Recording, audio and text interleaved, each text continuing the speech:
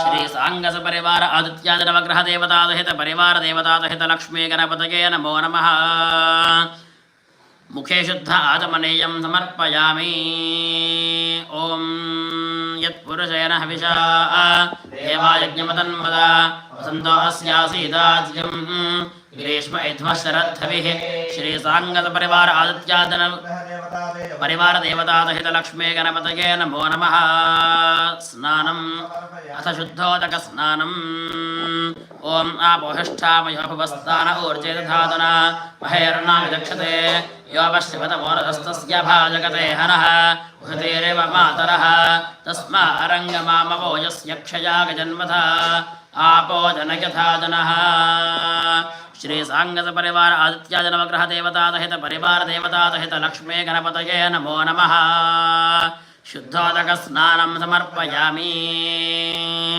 अथ ओम भद्रं कर्णेभिः शृणुयाम देवाः भद्रं पश्येमाक्षभिर्यजत्राः स्त्रीलिङ्गैस्तुष्टुवागुंदस्तनोभिः विषयमदेवहितं युदायुः। स्वस्ति न इन्द्रो वृद्धश्रवाः स्वस्ति नः पूषा विश्ववेदाः स्वस्ति नस्तार्क्ष्यो अरिष्टनेमिः स्वस्ति नो बृहस्पतिर्दधातु। ओम शान्तिः शान्तिः शान्तिः। ओम लं नमस्ते गणपतये त्वमेव प्रत्यक्षं तत्त्वमसि त्वमेव केवलं कर्तासि त्वमेव केवलं धर्तासि त्वमेव केवलं हर्तासि त्वमेव सर्वं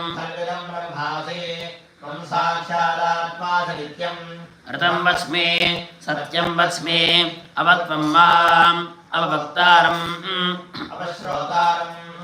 अवदातारम् अवधातारम् अवानोजानमवदस्यम् अवपश्चात्तात् अवपुरस्तात् अवोत्तरात्तात् अवदक्षिणात्तात् अवचोर्ध्वात्तात् अवाधरात्तात् सर्वतो मां पाहि पाहि समन्तात् त्वं वाङ्मयस्त्वं जन्मयः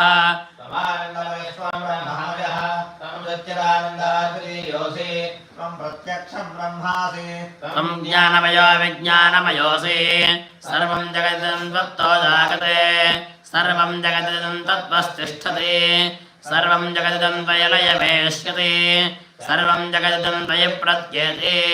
त्वं भूमिरापो नरोऽन्यो नभः त्वं चत्वारि वाक्पदानि त्वं गुणत्रयातीतः त्वं देहत्रयातीतः त्वं कालत्रयातीतः त्वं मूलाधारे स्थितोऽसि नित्यं त्वं शक्तित्रयात्मकः त्वां योगिनो ध्यायन्त नित्यं त्वं ब्रह्मा त्वं विष्णुस्त्वं रुद्रस्त्वमिन्द्रस्त्वमग्निस्त्वं वायुस्त्वं सूर्यस्त्वं चन्द्रमास्त्वं ब्रह्मा भूर्भुवस्सुवरों गणादें पूर्वमुच्चार्य वर्णादें तदनन्तरम् अनुस्वारः परतरः अर्धेन्द्रसुतं तारेण रुद्धम् एतत्तव मनस्वरूपम् ककारः पूर्वरूपम् अकारो मध्यमरूपम् अनुस्वारश्चान्त्यरूपम् बिन्दुरुत्तररूपम् नादस्सन्धानम् सकुंहिता सन्धिः सैषा गणेशविद्या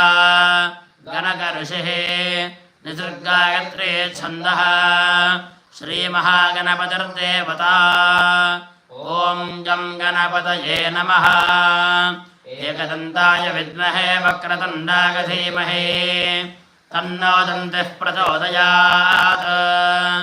एकदन्तं चतुरहस्तं पाशमं कुशधारणं रथं च वरदं हस्तैर्बिभ्राणं मोषकध्वजं रक्तं लम्बोदरं शूर्पकर्णकं रक्तवाहसं रक्तगन्धानुलिप्ताङ्गं रक्तपुष्पैः सुपूजितं भक्तानुकम्पिनं देवं जगत्कारणमच्युतम् आविर्भूतं च दृष्ट्यादौ प्रकृतेः पुरुषात् परम् एवं ध्यागति यो नित्यं स योगी योगिनां वरः।